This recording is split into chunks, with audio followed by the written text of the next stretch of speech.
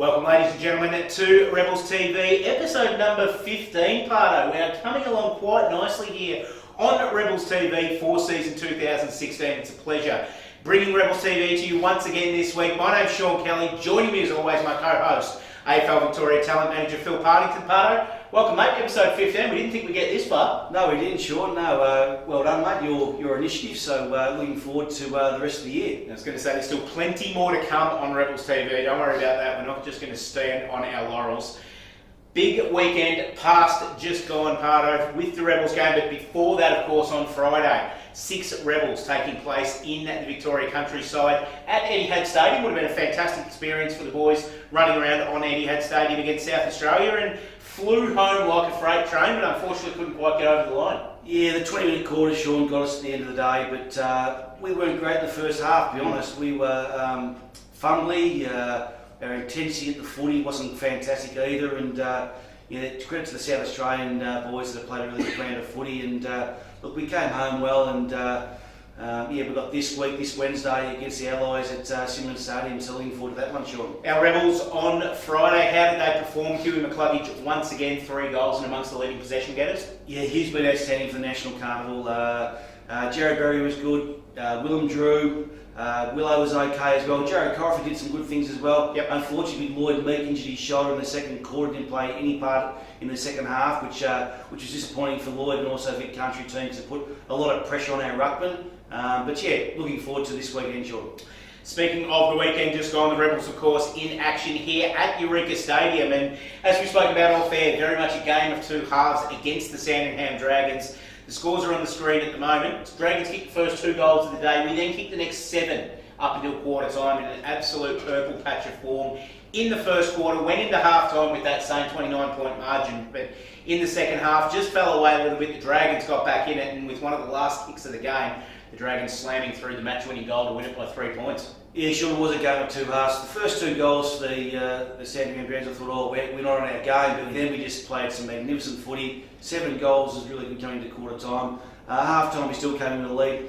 After half time, I thought we just fell away a little bit with some structures down forward. We sort of bonded instead of lowering our eyes a bit more, and going the sort of the 45 short kicks to a spare bloke we could carry on and play on. But credit to the Sandringham Dragons. Look, they had all their schoolboys back in, and we're missing a few, but that's no excuse. Other boys had opportunities, and we weren't good enough on the day, so we turned our attention to this Sunday's game at Stawell. Sean, going to Stawell, fantastic venue, and great part of our region. And we're playing the Western Jets, who are also not going too bad. Yeah, we'll talk about that more very shortly. A couple of boys, though, taking their opportunities with the state players out. Cal Wellings, in particular, another fantastic game. 31 disposals through the middle of the ground, and really staking a case to stay in that midfield rotation when all the big country boys come back. Oh, Cal was outstanding. Look, showing his leadership skills, that's where good players really stand up in those tight games, and Cal Wellings did that. But the pick of the bunch on the weekend, Sean, was Jordan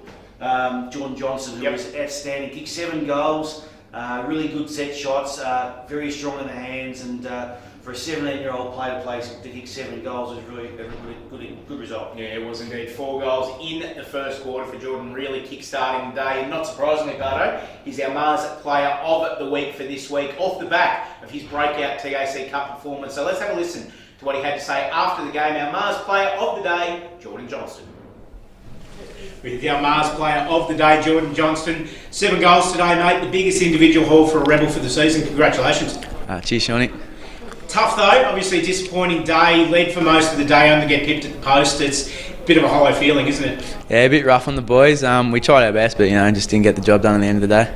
Obviously your game started really well, 4 goals in the first quarter, and part of that really good spread that we had in the first quarter, we kicked 7 goals from about the 5-minute mark of the quarter onwards. Yeah, it was pretty easy snagging a couple when you're getting fed so well, so it was pretty good for the boys. Now, you've had a trend of kicking goals in the first quarter of games recently. Is there anything special that you've done at the start to kind of get yourself prepared for the game? Not a lot really, just like to start off well and try to end the day with a win, but do your best.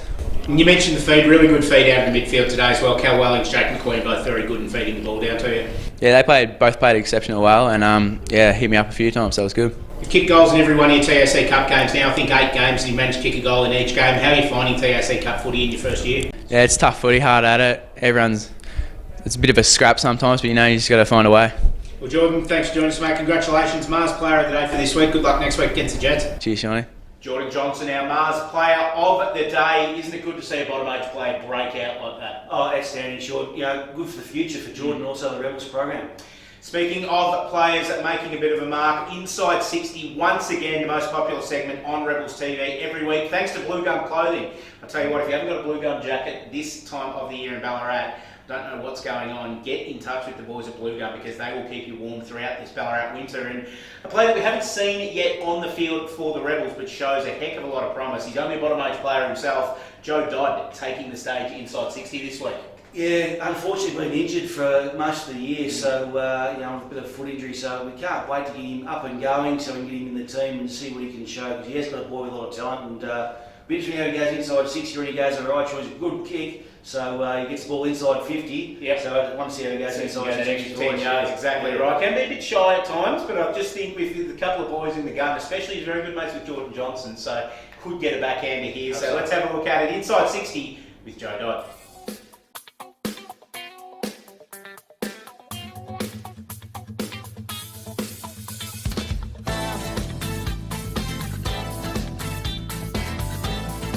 Joe or Dotty?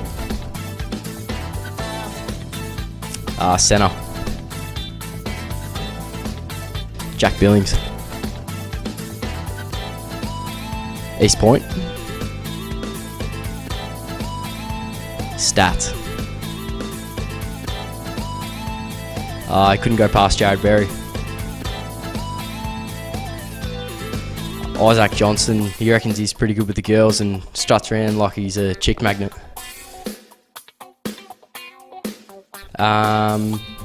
Jake McQueen, all the other boys said he's a bit of a rat as well, so yeah. Winning a few premierships with East. Jacob Hopper. Jordan Johnston, he reckons he's a good chance to get picked up in the draft pretty early, so yeah, I'd have to say him. Joe Dodd, Inside 60 for Bluegum Clothing. Very impressive by the young man. Speaks well, Sean. Very well educated at St Pat's College, no doubt. Very much so, and of course Jordan Johnston, very good mates as we mentioned beforehand, and he didn't miss. No, he's given Jordan a bit of a clip, which is good. He has indeed. Let's turn our attention to this week's happenings. We've mentioned them already in the show, but of course Wednesday, this obviously we don't know what's happened at the time of filming. You're watching it after the game has been played, though. Of course, the Vic Country taking on the Allies in their last game in the NAB Under 18 National Championships at Simmons Stadium. 5 boys expected. Meeky may miss with that shoulder injury. Yeah, certainly Lloyd will miss the game.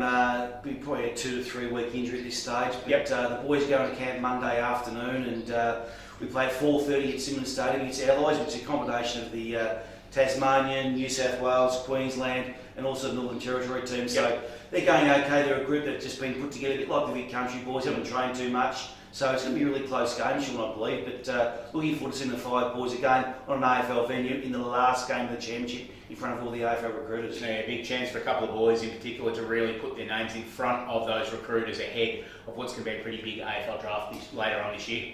Absolutely. Look, Hugh McCluggage will be a chance for the Lark Medal, which is the best player in Division 1 as well. So we're just hoping to finish off the carnival really well and get some kicks. And again, kicks a few goals. Sean, he's the leading goal kicker in the championship, which is outstanding for a midfield player that goes forward. So good luck to Hugh on the weekend. Good luck to Hugh. Of course, Jared Berry, Will and Drew, Tom Williamson and Jared Corrowa in the Vic Country squad this weekend. Then we turn our attention to Sunday this week in Rebel Land, and as you mentioned before, regional round this weekend, making the trip down to Stawell for our home game. Of course, the iconic Stawell ground where the Stawell Gifts run, and one of the most famous foot races in the world, and we're going to have a run around against the Western Jets on that ground this weekend. Oh, Sean, we do it every year. We take a TAC Cup, 1 or 2 games to our regional centres because we're not just Ballarat entrenched. We are a big region. We started at the land, goes to the South Australian border, so to take TAC Cup footy, the best underage football competition in Australia, out to the region. So one, the football community out there can see their local players play, but also to see the profession of the TAC Cup competition and see what quality of players that may go to the AFL next year. So we love doing it. We get big crowds on a Sunday, and it's the second time we've taken to Stawell in over 4 years. So looking forward to it, Sean. Big couple of weeks coming up as well, playing teams that are just below us on the ladder at the moment, and I suppose a real chance over these next couple of weeks to, I suppose, solidify that top 8 place and maybe push up towards the top 4 as well. Absolutely, going to be tough competition, Sean, no doubt about that. And we just need to continue our consistent form and hopefully win a few games to cement our spot at the 8. And if we do that, come finals time, which is a long way away, Sean, of course, but if we make the finals, well, anything can happen, as we know, in any competition. And the Western Jets this weekend, our closest neighbours really in the TAC Cup competition, and they'll give us quite a run this weekend as well. They have got some great players, you'll know about that, so they'll be affected by Vic Metro playing a game on Wednesday as well. So again, giving other boys in the competition opportunities, and that's what we're about. It's going to be a great day up at Stawell Sunday afternoon. Come down and have a look if you're in the area, of course. Some fantastic players from that Wimmera region will be playing as well for the Rebels. We'll have quite the contingent, including one from the Stawell Warriors, Nation McRoberts, who's been playing very, very good football this year. And that's the beauty, Sean. Having a boy from Stawell playing will be generating larger crowds. So get down to Stawell Footy Club 1 o'clock on a Sunday and support the boys. It's greatly appreciated, and I know the boys love having the local support, really pushing them behind. Yeah, it's going to be a great day down at Stawell on Sunday afternoon. We look forward to seeing you there. That's all the time we've got this week for Rebels TV. Parto, thanks for joining us. Good luck with your big country commitments over the next couple of days. Thanks, Sean. Looking forward to it. And thank you for joining us once again on Rebels TV this week. We'll be back next week with more from throughout the North Ballarat Rebels TAC Cup program. We'll see you there.